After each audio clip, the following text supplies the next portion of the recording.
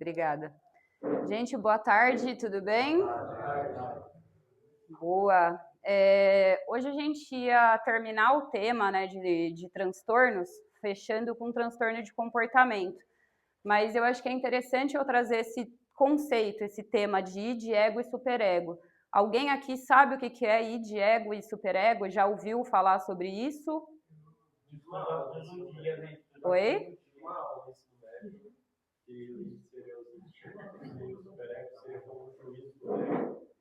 Isso aí. É interessante, né? Imaginem que a mente ela entra em conflito e isso acaba impactando no uso de substâncias. Eu vou trazer esse conceito porque todo ser humano carrega dentro de si o id, o ego e o superego. Então é interessante que vocês entendam como que esses mecanismos, digamos assim, do inconsciente, pré-consciente e consciente funcionem para que vocês consigam trabalhar quando alguma crise chegar. Como eu falei, todo ser humano ele tem o id, o ego e o superego, tá? Mas na dependência química, esses sistemas eles entram em desequilíbrio. Aqui a gente não está falando de fraqueza, a gente não está falando de falta de caráter, a gente não está falando de falta de força de vontade, a gente está falando de uma mente que entra em conflito quando algo acontece. Quem aqui já fez algo tipo usando droga e depois acabou pensando, por que eu fiz isso? Diga eu. Todo mundo já passou por isso, não só no uso de substâncias, né? Assim como na vida. A gente tem, às vezes, aqueles momentos de tela preta, de ficar tudo vermelho, a gente acaba tomando uma atitude no momento da emoção e depois a gente se arrepende. Isso é o nosso id falando, é o nosso instinto. Ah, Gabriela, mas o que é esse negócio de id, de ego e de superego? Vamos imaginar o seguinte, como se fosse um iceberg, tá? Então, o id, ele tá aqui, ó. O id, ele tá dentro do nosso subconsciente. Ele é a parte instintiva do nosso cérebro. O id, ele é a parte que, por exemplo, lá nos primórdios, lá na época da Era do Gelo, quando o pessoal precisava caçar ou quando o pessoal ficava em algum tipo de alerta, era o id que trazia esse instinto de sobrevivência para a gente. Então, de forma evolutiva, todo mundo carrega o id dentro de si. O id também é o nosso impulso, é o nosso instinto, é o nosso desejo, é aquela busca pelo alívio imediato. Então, o id, ele é responsável por toda a parte que a gente não pensa, que a gente simplesmente só age. Por exemplo, alguém aqui já perdeu a cabeça e brigou? Diga eu. O id, ele está dentro dessa parte. Quando deu tela preta, quando deu tela vermelha, quando deu ruim e a gente acaba saindo de si. O superego, ele está entre o nosso inconsciente e o nosso consciente. Então, o superego, como o Davi falou, né, o superego, ele é o juiz ou censor sobre o ego. Ele é o responsável por falar para a gente o que é certo e o que é errado. Ele é o responsável pelas regras e punições. A gente aprende, por exemplo, coisas relacionadas ao superego ainda na nossa infância. Né? Quando a gente precisa, por exemplo, a gente aprende que a gente não pode mexer em alguma coisa. Ali a gente começa a ter regras sociais. A gente aprende que a gente precisa respeitar os mais velhos. Então a gente aprende essas questões sociais, né, normas sociais, valores adquiridos desde bem pequenininhos, e a gente carrega isso para a vida. O superego, ele é responsável pelo carregamento da culpa e da vergonha. Então, o superego é aquele cara que aponta pra gente quando a gente faz merda. Superego é aquele cara que faz a pergunta pra gente do por que eu fiz isso? Por que eu não agi de outra maneira? O superego é como se fosse um anjinho e um demônio, né, no nosso ombro, que tá ali o tempo inteiro falando o que a gente deve e o que a gente não deve fazer. E o ego, ele também permeia, né, entre o nosso inconsciente e o nosso consciente, e o ego, ele é o mediador. Então, o ego é aquele que vai operar com base no princípio da realidade. É o adulto no meio da sala, sabe? O adulto que fala para a criança, ó, você não vai fazer isso. Ou, por exemplo, seu anjinho tá aqui, seu demoninho tá aqui. Aí seu anjinho tá falando, ó, não faz isso, se você fizer isso vai dar merda. Seu demônio fala assim, ah, não, mas é só mais uma vez. Ah, mas é só hoje. Ah, mas não vai dar nada. Então, o ego, ele é responsável por mediar a situação, operar com base na realidade e fazer com que o ID lide com as normas sociais que são criadas. Até aqui, tá tranquilo? Alguma dúvida? Não? Deixa eu só ver se... Como que o ID ele funciona na dependência química? O ID na dependência química, que é a nossa parte instintiva, ele é responsável pela parte de impulso. Ele é responsável pela parte que quer o prazer imediato. Ele é responsável pela parte que não pensa no amanhã. Ele é responsável por aquele ser humano que às vezes habita dentro da gente que não mede as consequências, que não mede o que vai acontecer se a gente tomar aquela ação. Então, o ID é como se fosse uma criança pequena que ele quer, ele pede, ele grita e ele não aceita esperar. Ele quer que aquilo aconteça naquele momento. Quando a gente fala da dependência dentro do ID, o ID ele aprende que a droga ela alivia a dor rápido. Então, a gente sempre que acaba utilizando, né, algum tipo de substância, a substância acaba se tornando uma prioridade na nossa vida e a gente deixa de pensar em outras coisas. Então, a gente acaba entrando num modo de luta ou de fuga. A gente interpreta qualquer desconforto como uma ameaça. E aí, a nossa reação é fugir. A nossa reação é ir para a busca do alívio imediato para conseguir aplacar aquilo que a gente está sentindo no momento. Então, por exemplo, só hoje eu vou usar, eu mereço, tive uma semana cansativa, pô, eu mereço tomar uma cervejinha, eu mereço sair e dar um rolê, eu mereço estar num ambiente que eu gosto. Depois eu paro, então, eu vou usar só mais hoje, não vai fazer diferença. Ninguém vai saber, eu vou usar, mas ninguém vai perceber. E assim, de fato, né, pessoas que não têm convivência com dependentes químicos, né, com pessoas que usam substâncias, muitas vezes elas não percebem, né? E a gente acaba se beneficiando disso. E depois vem a culpa por conta dessa questão. Ou só para aliviar, né? O cérebro do dependente químico, né, o cérebro do dependente no geral, ele não busca a diversão, ele busca um alívio imediato. A gente vai ver isso na semana que vem relacionado à parte de transtornos de comportamento. Quais são os sintomas que a gente tem dentro de transtornos de comportamento? E a dependência química é um transtorno de comportamento, tá? Pode falar, Marcelo. O ID, ele é a nossa parte primitiva, ele é a nossa parte inconsciente, ele é a nossa parte instintiva. É a nossa parte que não pensa, ela só age, ela só vai lá e faz, entendeu? Imagina. Por exemplo, se a gente for pensar no ID dentro da dependência química, o que o corpo de vocês sente antes da vontade de usar? Alguém consegue me dar um exemplo? Sabendo o sintoma, não querer ter que não prazer. Mexe com o organismo. Exato. Antes de usar, né? Antes de usar, exato. Também. Sim. A vontade, por exemplo, ela aparece mais quando vocês sentem dor. Oi? Sim, é o ID, né? A urgência, essa urgência que vocês trouxeram, ela é um sinal de ID ativado. Ela é um sinal de que seu instinto está pedindo por aquilo, né?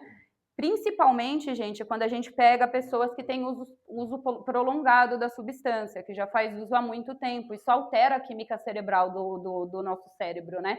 Então, acaba realmente tendo, o cérebro tem essa necessidade, é como quem fuma. A nicotina tem outras questões também ligadas à fixação, mas enfim, quem fuma também tem essa sensação de o tempo inteiro, tipo, você ficou nervoso e você quer fumar. Vou fazer uma pausinha, vou tomar um cafezinho, vou fumar um cigarro. É a mesma coisa com a substância.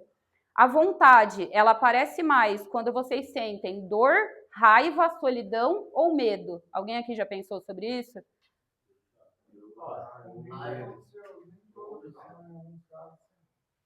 Pode falar, Gustavo. Peraí, de cada vez. Fala, Gu. Era mais forte a vontade. O medo vinha mais forte, a vontade de você querer usar. Eu nunca usei careta, assim, só quando eu bebia, né? Mas qual que era, por exemplo, por que você bebia? A substância, tipo, a substância não é só, por exemplo, a cocaína. Mas por que você bebia? Você bebia porque você estava querendo aplacar alguma dor, porque você sentia raiva de alguma coisa, porque você tinha solidão. Então, por exemplo, eu vou beber porque eu quero me enturmar, eu quero fazer parte daquela tribo, ou pelo medo. O Eliabe falou raiva, né, Eliabe? usava há bastante tempo. Então, o que acontece? Nessa minha recaída agora, eu do nada, assim, eu usava no meu trabalho também. Aí eu peguei o trabalho pela internet, pela edição da internet em supermercado. Tudo bem, quando eu peguei o trabalho, já bateu aquela vontade. Do nada. Não senti medo, mas veio aquela vontade, vou pegar uma. Eu falei pra minha mulher, né? Manipulei ela, né? Pra me dar desejar, aí vou pegar um lanche lá. Mas não era, tudo, né? E aí recaiu. Entendi. Quando a vontade vem, ela pede calma ou ela pede urgência? Urgência. Então, assim, alerta, urgência, sentiu acelero, dor de barriga, começou a vir pensamento obsessivo, começou a ficcionar naquilo, urgência é sinal de id ativado. Urgência é sinal de ego enfraquecido. A gente vai falar sobre isso também. Então, a gente vai trabalhar para que o tratamento consiga trazer essas coisas para vocês. O superego na dependência química. O superego, ele é a nossa parte crítica e moral. Então, ele é nosso juiz, ele é o nosso censor, ele é o nosso pai, ele é a nossa mãe, é o nosso filho, a nossa esposa, nosso marido, enfim. A nossa criança ferida, muitas vezes, porque também a gente também carrega, né, herdabilidade genética de, por exemplo, pais que também foram usuários. Então, ele que diz o que é certo e o que é errado pra gente. É ele que cobra, é ele que julga e ele que compara o porquê que a gente está fazendo aquilo. Ele usa a culpa e a vergonha como punição. Então, muitas vezes, a gente mesmo fica se chicoteando, a gente vai passar pelo ciclo, né? Então, o superego, ele é como um juiz interno, que nunca descansa. Por isso que a gente fica com aquela obsessão dentro da cabeça quando a gente faz alguma coisa errada. A gente fica pensando em 1 milhão de coisas que a gente poderia ter feito diferente. Depois do uso disso aí? Depois do uso.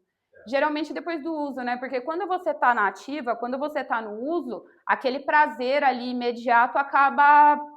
Nunca acaba, né? Ele acaba, mas não é que ele nunca acaba. Na verdade, o prazer imediato, ele faz com que você não pense nas consequências realmente. Durante aquele momento, você só tá querendo curtir, você só tá querendo uma válvula de escape. Exato.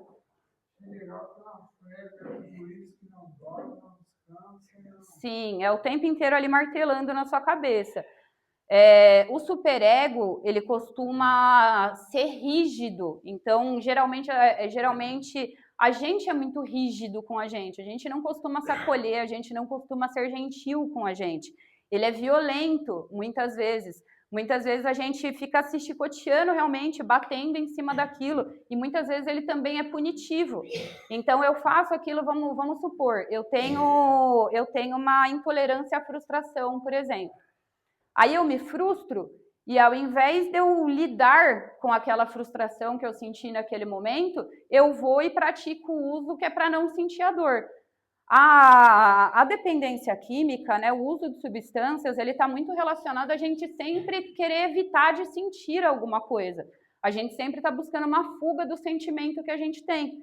Porque lidar realmente com a vidação é difícil, né? Não é uma tarefa fácil. Você encarar seus sentimentos, encarar suas emoções, enfrentar os seus demônios, enxergar que não é todo dia que você está bem, enxergar que você não é só bom, porque todo mundo carrega luz e escuridão dentro de si, né? Então, frases típicas do superego. Você é fraco, você estragou tudo, você nunca vai mudar. Quem aqui já escutou que nunca vai mudar? Diga eu. Sua família teria vergonha. Então, além de tudo, você não tem o apoio. E aí você se pune cada vez mais dentro daquilo. Qual que é o ciclo, né, que a gente observa? O padrão de repetição do ciclo ativo na dependência química. Você usa, então seu id está ativo. Seu instinto falou mais alto e você fez o uso ali. Por exemplo, você trouxe a questão do álcool. Eu cheirei cocaína durante a minha adolescência. Eu cheirava cocaína porque eu bebia. Eu não comecei a cheirar cocaína sozinha. Teve um dia, eu já comentei isso aqui antes, é que você não estava. Teve um dia que eu estava num rolê, eu fiquei muito louca e falaram para mim, se você dá uns raios, passa. Falei, então vamos, né, bora. E nessa, uma coisa que começou de final de semana, e cerca de 1 mês, 2 meses depois, eu estava usando todo dia. Então, é muito rápido. Então, o seu id está ativo. Você tem uma urgência de aplacar aquela dor, de resolver alguma coisa. Aí você usou, vem a culpa intensa, o superego punitivo ali, seu superego juiz ali na sua cabeça batendo. Porra, você não devia ter feito isso. Por que você fez isso de novo? Por que você não segurou? Aí vem a dor emocional. Você sente aquela dor, né? Você fala, puta, tava... Por exemplo, quando a gente tende a sentir muita vergonha, muita culpa. Porque, pô, de novo eu tô fazendo a mesma coisa, fazia tempo que eu tava limpa, eu tava conseguindo, por que eu não consigo me livrar disso? E aí o ego, ele vai ficando enfraquecido, que é a nossa percepção de realidade. Aí vem a busca de alívio imediato de novo, e isso se torna um ciclo infinito de repetição, porque o id ativa novamente, aí você usa novamente e repete todo esse padrão. Uso, culpa, dor, busca de alívio e uso de novo. E a gente reconhece os sinais de recaída. Por exemplo, é diferente, mas a bipolaridade, por exemplo, eu reconheço quando eu vou ficar eufórica, eu reconheço quando eu vou entrar em depressão, eu reconheço que eu gostava de fumar maconha, por exemplo, porque eu gostava de ficar eufórica, porque eu gostava de estar naquele estado mais agitado. Então, a gente consegue reconhecer os sintomas, ninguém aqui é criança mais, só que a gente não age como adulto. A gente age como se a criança da gente estivesse pedindo ali, gritando e falando na sua orelha, e você simplesmente cedesse à vontade ali na hora, ao invés de conseguir segurar aquilo. Quando a gente fala, por exemplo, né, trazendo para reflexão, quem que aqui fala consigo mesmo pior do que falaria com um amigo? Diga eu. Por que a gente faz isso, né? Por que a gente não se acolhe?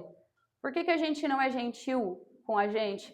Por que a gente não entende que o ser humano, ele é falho, ele vai errar, e ele vai errar, e ele vai errar, até ele se corrigir? Por que a gente tem tanta dificuldade?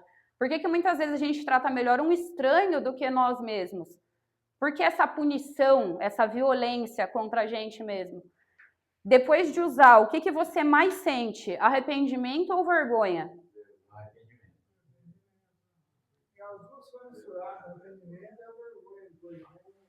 Sim, porque...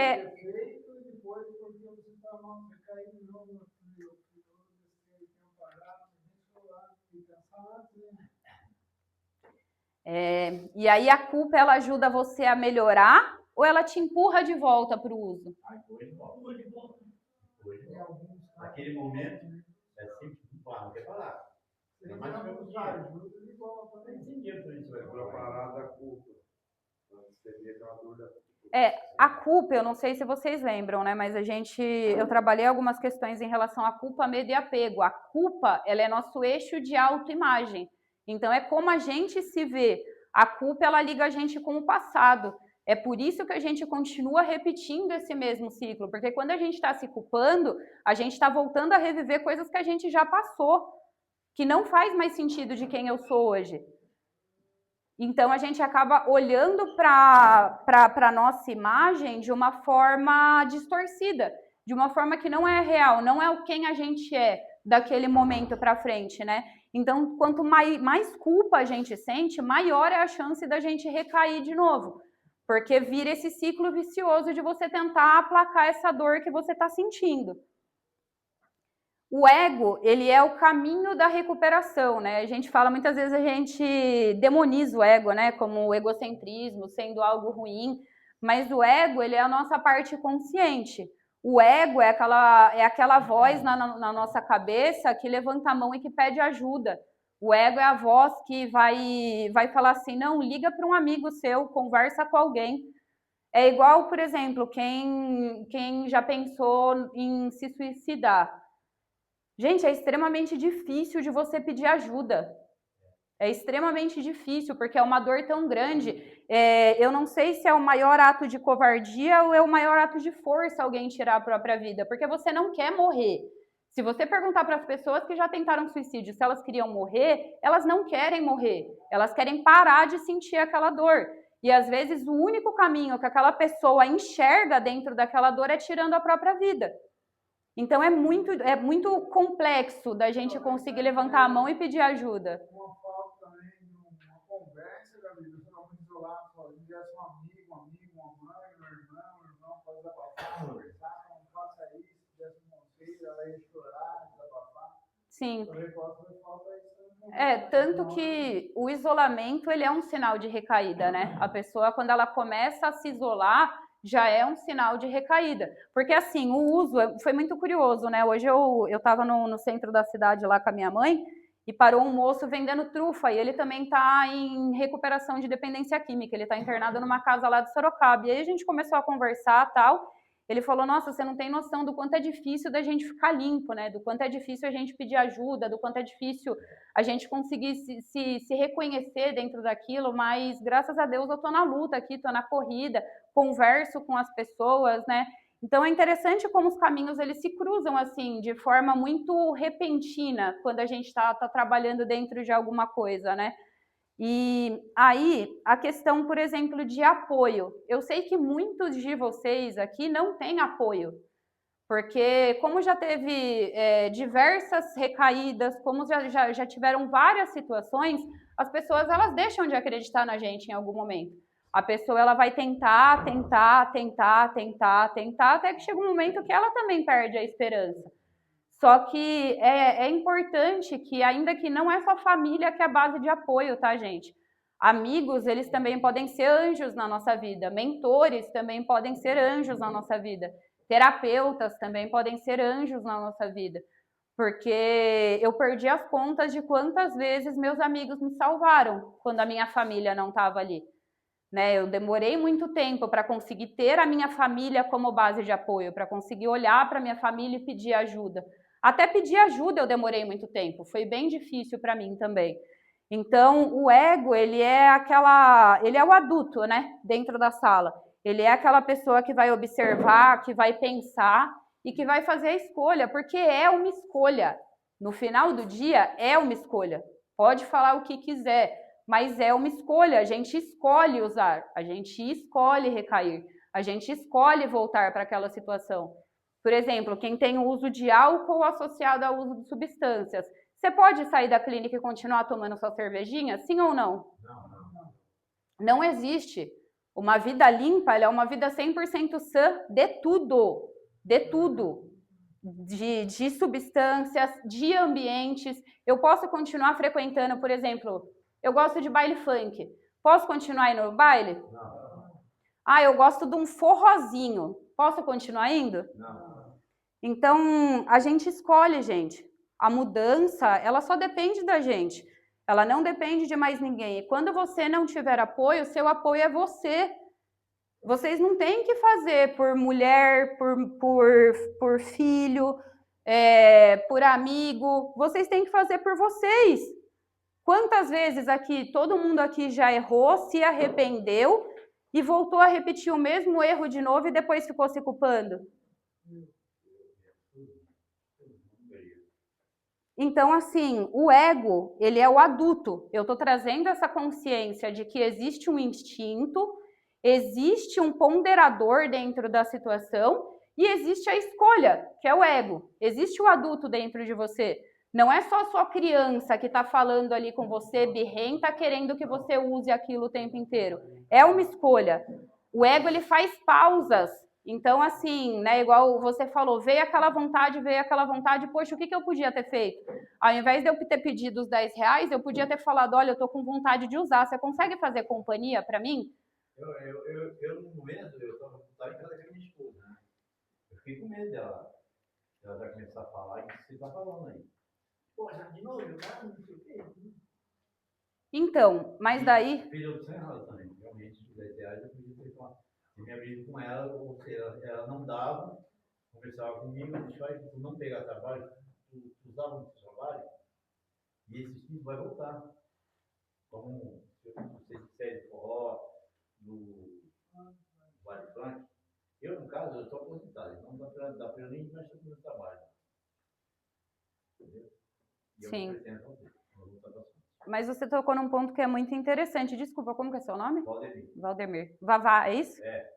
Você tocou num ponto que é muito interessante, né? O medo da gente se comunicar. Gente, eu perdi as contas de quantas noites eu chorei até dormir, agonizando sozinha dentro do meu quarto, sendo que minha mãe morava ali do lado. Era só eu ligar para minha mãe e falar, viu, você pode vir ficar meia hora aqui comigo? que eu não tô bem, eu criei um código com as minhas amigas que chama 8 minutos. Você tem 8 minutos para falar comigo? Porque quando eu chego dessa forma, eu já quebrei a barreira do medo. Quando a gente tá com pessoas que amam a gente, Vavá, essas pessoas elas querem o nosso melhor.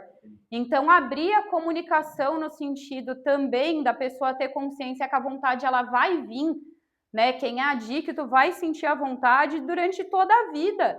É como quando você para de fumar. Tem gente que para. Eu já fui essa pessoa. Eu parei de fumar, eu sentia cheiro de cigarro, me dava água na boca, como se fosse comida. É ridículo, mas é real.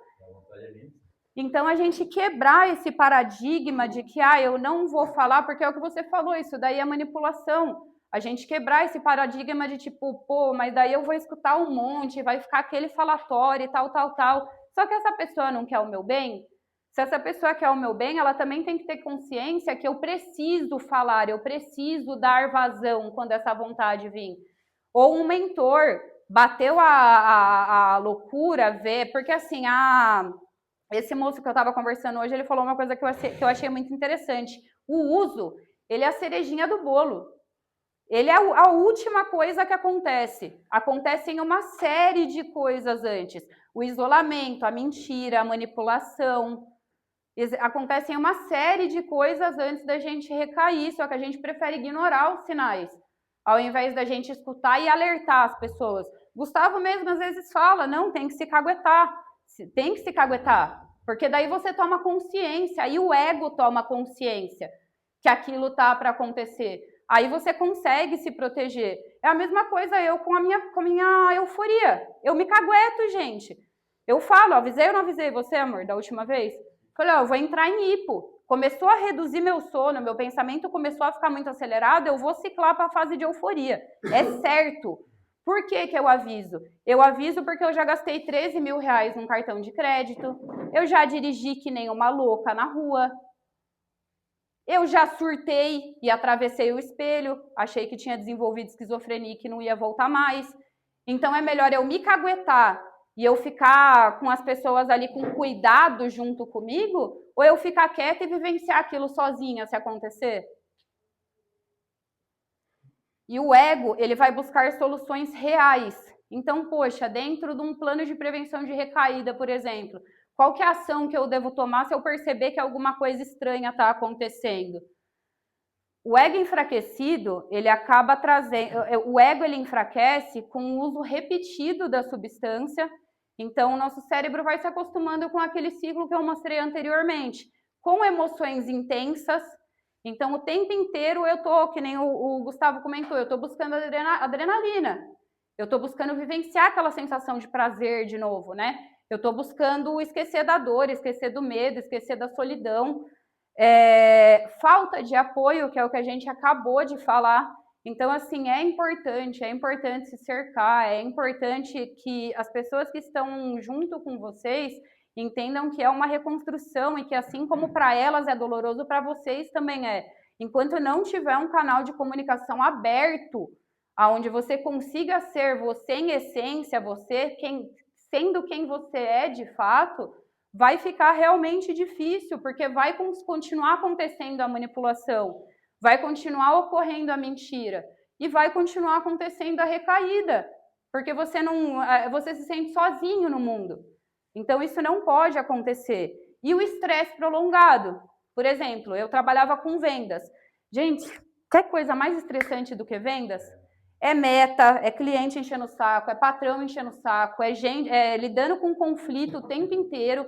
O tempo inteiro você está sendo pressionado por cliente, por patrão, por seus amigos internos. Então, é extremamente estressante aquilo. Empreender, Gustavo também sabe, empreender também é estressante. Porque você resolve um problema, aparece mais 3. Você resolve mais 3, aparece mais 5. E faz parte da vida. Lidar com conflitos faz parte da vida. A gente não lida só com o conflito da dependência química, com a vontade do uso. A gente lida com vários conflitos no decorrer da nossa vida e vai continuar lidando com esses conflitos.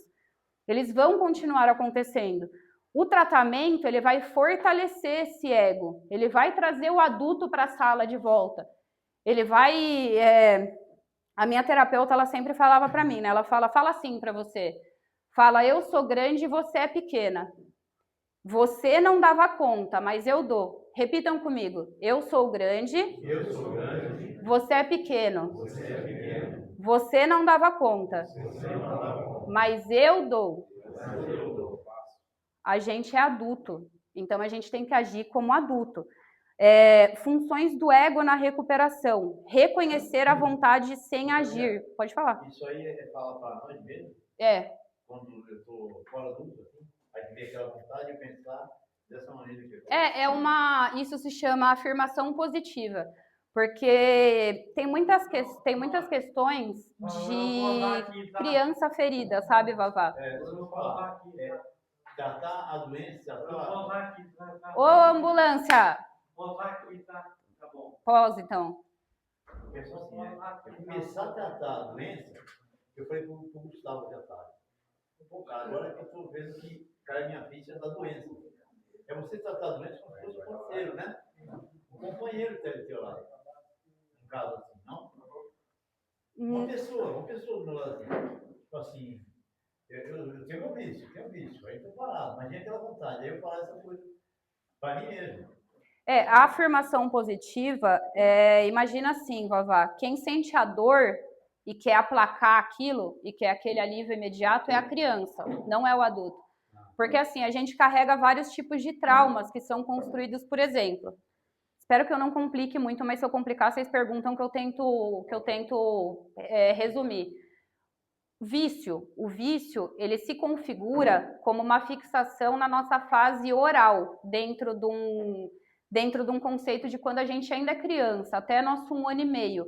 Então, por exemplo, uma criança de até 1 ano e meio, que ela foi super alimentada, ou ela não foi alimentada o suficiente, uma criança que os pais deixavam chorando muito para atender o que aquela criança queria, ela desenvolve uma fixação oral. Então, uso, cigarro, bebida, essa fixação ela acaba sendo carregada para a vida adulta. Então, a gente carrega muitos traumas desde muito cedo. Quando a gente fala, eu sou grande e você é pequeno, é para a gente colocar ali na cabeça da nossa criança ferida, que é o nosso instinto primitivo, é o que está lá dentro da cabeça da gente, martelando e falando para a gente fazer aquilo de forma imediata, que agora a gente é adulto. Que naquela época, por exemplo, com 1 ano e meio, eu não tinha como fazer nada, eu não tinha como levantar e ir lá no fogão preparar uma mamadeira. Eu tinha que chorar, eu tinha que gritar, era a única forma que eu tinha de me expressar para que meus pais viessem me atender. Né? Então, por exemplo, crianças que passaram por privação, né? Às vezes por condições de pais, às vezes por negligência dos pais, acaba desenvolvendo algum tipo de fixação. E a gente tem outros estágios que também vão passando por isso. E cada um deles marca a gente de uma forma diferente. Então, quando eu falo eu sou grande e você é pequeno, significa que eu sou o adulto da situação. Porque a nossa criança ferida, muitas vezes, que traz ali questões que a gente não consegue lidar. Só que a gente não tem isso consciente. Então, quando a gente fala isso, a gente traz isso para o nosso consciente. Eu sou grande, você é pequena. Você não dava conta da situação, mas eu dou como adulto. Porque agora eu sou adulto, agora eu sou responsável, entendeu? É tipo isso, mas é mais relacionado com um trauma que foi gerado lá no começo da vida, do que com a questão da doença em si. Mas a doença também, a gente também pode fazer afirmação positiva em cima disso. Por exemplo, veio à vontade. Veio à vontade. Eu não vou usar, eu não vou agir. Veio à vontade, eu vou fazer exercício de respiração, eu vou pedir ajuda, eu vou esperar esse impulso passar. É 10, 20 minutos que eu preciso ter de consciência. Eu conseguir ter 10, 20 minutos de consciência, isso vai passar. E aí eu começo a condicionar meu cérebro a aceitar limites. Então, quando vier de novo, eu não vou ir para aquela... eu não vou deixar meu id agir com urgência e ir diretamente para o uso. Eu vou ponderar, eu vou fazer pausa, eu vou pensar, eu vou respirar, eu vou pedir ajuda, eu vou ligar para alguém. Então, isso vai acontecendo até que esse comportamento mude a nossa forma de pensar, né? O cérebro, ele funciona por neuroplasticidade. Então, quanto mais a gente repete um comportamento, mais esse comportamento vai ficando padronizado do nosso cérebro. Conforme a gente vai modificando esses hábitos, o nosso cérebro vai se readaptando e aprendendo a lidar com aquilo. Por exemplo, seria melhor você ter brigado com a sua mulher por ter falado que estava com vontade de usar, ou você ter recaído de novo e ter sido internado de novo? Viu? Ela brigava comigo, falava pra mim. Porque a minha mulher, no caso, ela não me deixava. Ela falava, não vou te deixar sozinho. Raridade. Tanto que quando eu peguei o trabalho, ela falou, pô, tu não era para tu pegar. Eu falei, mas não pegar trabalho. Né? Mas já veio manipulação dos 10 reais. Mas era mais fácil ser brigado, sem dúvida. A gente pensar nisso. O ego na dependência química, né? Vamos imaginar o seguinte, a vontade aparece. O id, ele vai falar pra gente, né? O nosso instinto primitivo, ele vai falar pra gente, usa agora. Então, ele vai vir aqui, ó, na primeira parte. O superego, ele vai muitas vezes gritar na nossa cabeça já culpando a gente, falando, ah, mas você é um lixo. De novo você vai fazer isso? De novo você vai usar? Oi? Pode? Quando eu estava no uso, aí isso acontecia quando ficava uns 2 dias lá. Quando era pouco, mas quando ficava uns 2 dias no virote, eu falava, não vou usar mais, vou parar. Aí eu dormia, quando eu acordava, eu sentia vontade de novo. É a depressão que a droga dá, é isso. Eu me acho lixo, aí eu falo, vou parar. Eu me afirmava que eu ia parar. Eu falava, eu fazia até planos para parar. Só que eu dormia, acordava, já ia pro bar, bebia, e voltava de novo. É a punição, né? Entendeu? É a punição. Eu usava muito. Sim, é a punição, né? É aquela forma de você ficar batendo em si mesmo. Então, tipo, aí fica, né? A culpa e a vergonha fica trazendo isso. É aquele ciclo que eu mostrei lá no início.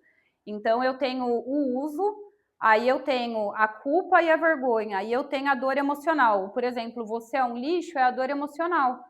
É tipo assim, poxa, fiquei virado vários dias, fiz um monte de coisa que eu não deveria fazer, não vou fazer isso de novo. Quem aqui já teve uma ressaca, por exemplo, homérica, que falou, nunca mais eu bebo na vida? E na semana seguinte estava bebendo de novo. Ou acorda já entornando uma cerveja que é para quebrar a ressaca. Todo mundo já passou por isso aqui, creio eu. Então é essa sensação, tá? O ego fortalecido, ele vai trazer a consciência. Então, o que eu estava falando para o Vavá, ele vai trazer a consciência. Eu tô com vontade, mas eu tô com vontade por quê? Eu tô ansioso, eu tô solitário, eu tô sentindo medo. O que eu tô sentindo, né? O porquê que eu tô com essa vontade? Porque eu não tô com vontade só porque eu tô com vontade. Eu tô com vontade porque eu quero deixar de sentir alguma coisa que eu tô sentindo naquele momento. Tentem nomear o que vocês sentem naquele momento. Qual que é a sensação que está me vindo? Por exemplo, fiz um monte de planos. Acordei e fui pro bar de novo. Por que eu fiz isso? Eu estava entediado de ficar na minha casa? Eu não tinha com quem conversar, eu queria encontrar meus amigos. Então, começar a trazer isso para a consciência, né? Essa vontade, ela dá, mas ela passa. Vontade dá e passa. Vontade não é permanente. É só a gente conseguir ter aquele equilíbrio durante 10, 20 minutos para não recair, para não voltar para aquele uso, né? Para não voltar da onde a gente saiu, que a gente sabe o quanto é difícil a gente se recuperar e voltar do zero. Vou pedir ajuda.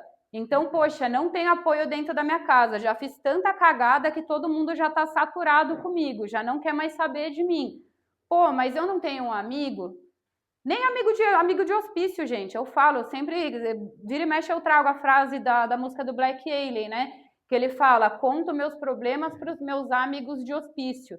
Aí paro de reclamar que alguma coisa tá difícil. Durante muito tempo, eu só conseguia conversar de fato sobre a essência do que eu era com quem tinha ficado internado comigo. Eu carrego amizades da minha internação.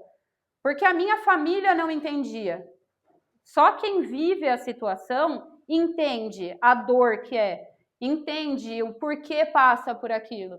Então, poxa, tenha mentor, tenha amigos. É difícil com a família não entende, a família não acolhe, a família não apoia. Busque ajuda de outras formas. Vou esperar 20 minutinhos, vou esperar porque isso vai dar, isso vai passar. A recuperação, ela não é a gente não sentir vontade, não se iludam com isso. Não achem que vocês vão sair daqui e que vocês não vão sentir vontade, porque vocês vão, tá? Vocês vão sentir vontade. Exato, a vontade ela vai vir. Não tem como, é uso durante bastante tempo, é uso por recreação, é uso por prazer, é instinto. Então essa vontade ela vai vir. A questão é eu aprender o que eu vou fazer quando essa vontade vier. Entende? O que eu vou fazer quando a vontade vier? Por exemplo, eu tenho vários amigos que são maconheiros, que fumam maconha ainda. Estava até conversando com um amigo meu esse tempo atrás, ele falou assim, mas você não parou, você deu um tempo. Porque malandro não para, malandro dá um tempo. Eu falei, mano, sabe por que eu parei? Eu parei porque eu não tenho limite. Não é uma coisa que assim, por exemplo, é igual quando você para de beber e você volta a beber. Você parou de beber, você tomava, por exemplo, 2 fardos. Você vai voltar a beber, no começo você vai tomar 3. Daqui a pouco você vai estar tomando meia dúzia. Daqui a pouco você vai estar tomando um fardo, e daqui a pouco você vai voltar para o 2 e até piorar, e para o terceiro, e para o quarto. Porque a gente nunca volta da onde a gente parou. A gente vai voltar e aquilo vai se acentuar e vai ser cada vez pior. Então o que eu vou fazer a partir disso? A vontade veio, como que eu reajo? Porque lá fora, não, aqui é muito mais tranquilo, porque a gente aprende a ter rotina. Aqui, eu lembro que o povo, eu ficava puta quando o povo falava que eu estava tirando férias na minha internação, porque eu fui internada de forma involuntária, né? Eu não queria quando eu fui internada. Mas eu ficava muito brava quando as pessoas falavam que eu estava tirando férias, porque você não tem a liberdade que você tem quando você está lá fora. Mas a liberdade, ela também tem um preço para quem carrega a questão da dependência nas costas. Porque, por exemplo, andar à noite, sair para um rolezinho, assim, por mais tranquilo que seja, é fácil ou é difícil para vocês? Por quê? Se tiver com a cabeça feita, aí amanhece andando, Então, mas é fácil ou é difícil? Quando você está na noite, por que é difícil estar na noite? A solidão dá um pouco de solidão, você sozinho, você sai andando, não tem ninguém para conversar, não tem ninguém para você ver, eu saía lá, não conseguia dormir lá, não dormia, estava no escuro, todo mundo, né? Exato.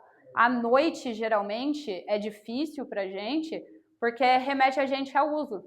Remete a gente aos nossos tempos de ativa. Né? Por exemplo, eu estava falando disso hoje com a minha mãe, né? Falei, nossa, eu não vou falar que nunca mais me deu vontade de fumar. É lógico, a maconha ela é diferente da química, né? Mas ainda assim, não é só um baseadinho. Eu fiz muita cagada, gente. Eu perdi o trabalho ano passado porque eu abri estágios mistos dentro da bipolaridade por conta de uso de maconha. Eu reconheço isso. Foi uma falha minha também. Eu também falhei. Eu também achei que eu tinha controle da situação e eu não tinha. Então, assim, aí eu estava até comentando com ela, né? Eu falei, assim, eu não tenho mais uma válvula de escape, né? Porque, assim, não sou de balada. Já passei essa fase. Né, de sair, de zoeira, de balada, de bagunça, também não sou uma pessoa de barzinho, sou muito mais de conversar na minha casa, gosto muito de natureza. Então, o que eu fiz? Eu substituí hábitos. Eu tô mal, natureza. Cachoeira, rio, não vou para o mar com mais constância porque é longe para a gente que é do interior, né? Então não dá para ir com mais constância. Mas assim, espairecer, substituam hábitos. Não precisa parar e falar, não vou fazer mais nada, vou ficar só trancado na minha casa. Mas, por exemplo, se a noite é difícil, evita sair à noite. A não ser que seja para fazer alguma coisa com a família, se reunir, confraternar com amigos. Mudem hábitos, mudem ambientes, reprogramem o cérebro de vocês. É possível, tá? Tinha um amigo meu que ele agora realmente ele não morava perto da minha casa. Agora ele mudar para lá. É o seguinte, todo dia quando eu estou se vacinando, eu vou até a praia, 2 km ali. Você mora na praia ainda, Vavá? Pelo amor de Deus. É verdade. Nem hora, pai. Meu avô tinha casa ali em Bertioga, que é do ladinho de Santos. Eu amo o mar. Porque dá, né, acalma, gente. Quando, por exemplo, com a atividade física. Por que a gente fala de atividade física? Uma caminhada ao ar livre, olhar para o céu, porque isso traz você para o presente, né? Ele tira a ânsia de futuro. Muitas vezes a gente tá querendo usar porque a gente está ansioso, está preocupado com alguma coisa que vai acontecer lá na frente. Então ele tira essa ânsia, né? Quando a gente olha para o céu, quando a gente sente o sol na pele da gente, ou até as coisas mais simples do dia que a gente faz no automático, tomar banho, sentir a água caindo em você, na sua pele. Quem aqui tem a percepção? Tipo, nossa, que delícia tomar um banho quentinho. Quanta gente não tem isso? É valorizar o simples, sabe? Então, quando a gente faz essas atividades ao ar livre, por exemplo, isso gera bons hormônios na cabeça da gente. Serotonina, ocitocina, dopamina, endorfina. E isso acaba fazendo com que o nosso cérebro também vá buscando essas químicas, né, que geralmente a dependência traz de uma outra forma. Então, por exemplo, né, o que ajuda você a ganhar tempo quando a vontade aparece? O que eu posso fazer quando a vontade aparece para eu ganhar tempo e eu evitar o uso? Alguém consegue me dar algum exemplo? O que ajuda você a ganhar tempo quando a vontade de usar aparece? Fazer alguma coisa. Procurar tirar o pensamento daqui. Espera aí, Marcelo. Tirar o pensamento daqui do lugar e colocar em outro. Tipo, procurar fazer alguma coisa. Desbaratinar a mente. Perfeito, Eliabe. No NA, eles pediam para ligar, né, Rafa? O companheiro, ligar para um irmão, para irmandade. Sim, o NA sempre tem mentores, né? Então você começa a frequentar tudo mesmo. Não sei se é mentor ou padrinho que eles chamam. É padrinho, né? O NA ele sempre tem padrinhos, né? Então, pô, bateu, cara, liga para alguém, procura alguém, desbaratina a cabeça, pensa em outra coisa, vai fazer uma outra coisa, sabe? E olhe para você, olhe para o seu interior e tenta entender o que você está sentindo, por que aquilo está vindo, qual que é a sensação que eu estou sentindo, tédio, ansiedade, medo, raiva, culpa, vergonha, felicidade, que às vezes a gente, né, usa também porque está feliz demais e quer comemorar. Então observa qual que é o sentimento que está por trás daquilo. Quem aqui já conseguiu não usar mesmo com vontade? Então a gente já conseguiu. A gente já passou por essa questão de, pô, a vontade veio. Lá fora? Lá fora. Eu não consegui. Aqui não tem como, né? Porque aqui não... Não, lá fora eu não consegui. Quando veio a vontade, foi. Quanto tempo que você está em ativa, Vavá? 20 anos. É muito tempo. 20 anos, só no carro. Fora cocaína, é mais 10. É muito tempo. No seu caso, você toma medicamento? Toma. Porque em casos assim de uso muito prolongado, é muito trabalho no cérebro, é muita mudança de comportamento realmente, mudança de vida para que não ocorra mais, porque já alterou a química cerebral do cérebro, né?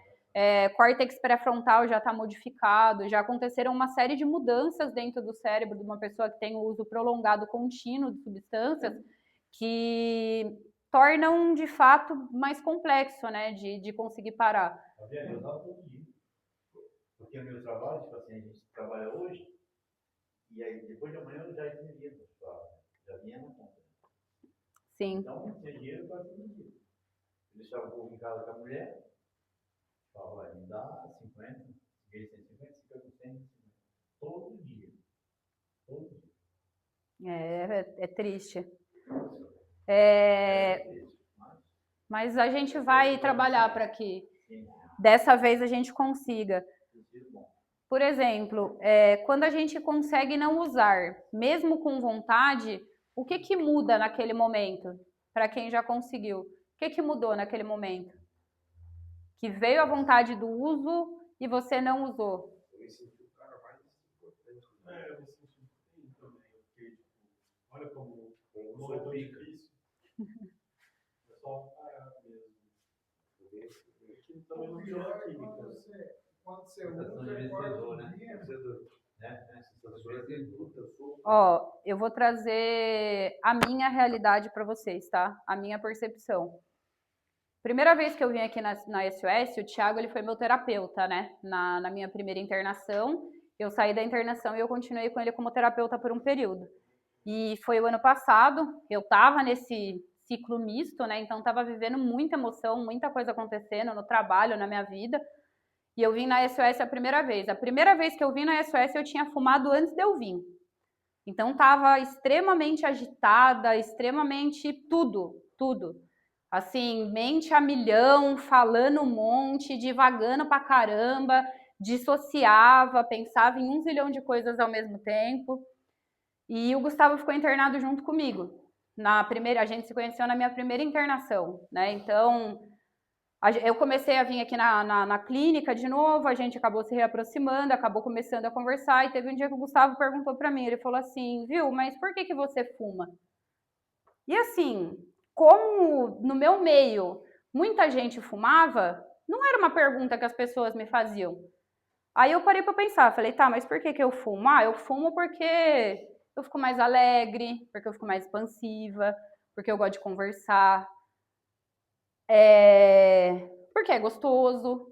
Aí ele falou assim pra mim, tá, mas você também consegue sentir isso sem fumar? Falei, consigo. Tá, então você precisa fumar pra quê? Aí foi a primeira vez que eu me conflitei com aquilo. Por quê? Porque eu já tinha entrado em outros estágios eufóricos com a mesma situação. Quando eu começava a fumar demais, eu ficava em euforia e começava a ficar muito mais agitada. Aí já começou a vir a vontade de estudar neurociências, de começar a entender um pouco mais sobre o cérebro humano, sobre a mente das pessoas e a minha também, porque também é desafiador conviver com bipolaridade. E aí veio um grande dilema, né? Como que eu vou ser terapeuta? Como que eu vou trabalhar com isso, sendo que eu estou em uso, sendo que eu estou nativa? Então, assim, quando eu decidi parar de fumar, eu falei, não, eu vou ficar até o começo do ano que vem sem fumar. Seria no começo desse ano. Eu vou dar essa pausa para ver como que eu me sinto. E agora, no final do ano, eu entrei em euforia novamente e tudo mudou. Tudo mudou. Meu comportamento mudou, a forma como eu reagi na euforia mudou, a forma como eu consegui lidar com isso mudou. Então, tudo mudou. E assim, vim aqui falar com vocês, ouvir aí mais diversas histórias, né, que a gente ouve dentro da clínica, cada ser humano é um universo, né, e tem todo um mundo de histórias dentro de si. Isso muda a minha vida todos os dias, isso me dá propósito. Então, o que mudou para mim foi isso. E todo mundo pode caminhar da mesma forma com isso, tá? O problema não é o id existir, o problema não é o nosso instinto, o problema não é ter um superego, não é ter um juiz martelando na nossa cabeça o tempo inteiro. O problema é o nosso ego, o nosso adulto, a nossa percepção de realidade do que é certo, do que é errado, do que eu devo ou não fazer naquele momento enfraquecida que é o problema. Isso tem que estar fortalecido. É aquele negócio, grava essa frase, eu sou grande, você é pequeno, eu não dava conta, mas você dá. E a recuperação não é a gente calar o id, nem a gente destruir o superego, mas sim a gente fortalecer o ego para a gente conseguir lidar com os dois quando vem. A gente conseguir equilibrar tudo isso dentro da gente, tá? Agora, só para a gente fechar, para a gente finalizar. O que meu id, o que meu instinto costuma pedir? É a reflexão que eu quero deixar para vocês. Então, o que meu instinto costuma pedir? Reflitam sobre isso.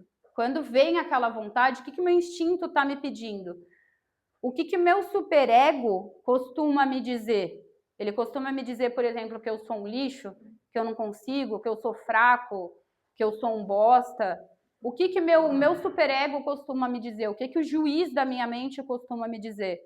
E o que meu ego precisa aprender a fazer melhor? O que o adulto da situação precisa aprender a controlar para que eu não deixe que o id tome conta de tudo isso, que meu instinto tome conta de tudo isso. Essa era a reflexão que eu queria trazer para vocês hoje, tá, pessoal? Alguma dúvida? Eu não estava aqui no começo da reunião, que é id? O id, ele é o nosso instinto primitivo. O id é como se fosse o nosso subconsciente. É como se fosse, por exemplo, um gatilho. Eu tenho algum trauma, eu tenho alguma coisa ali e ele desperta algo que está dentro do meu subconsciente antes mesmo de eu ter pensado em reagir. Ou, por exemplo, quando eu brigo. Quando fica tudo preto, sabe? Quando você briga com alguém que você perde a percepção de realidade, por aquele momento fica tudo preto, você só quer matar a pessoa, o id é isso. O id é instinto, ou medo, alerta, né? Aquela sensação de medo, assim, que vem muito forte, que você não consegue explicar o porquê. É instinto, o medo, ele também é nosso instinto. Então, o id é tudo que está dentro do nosso subconsciente. É tudo que busca ali aquele alívio imediato, é tudo que faz a gente agir sem pensar, agir sem reação, tá? E, gente, vocês não são a vontade de vocês não são a culpa de vocês são alguém que estão aprendendo a escolher. Então, se escolham quando a vontade vier, beleza?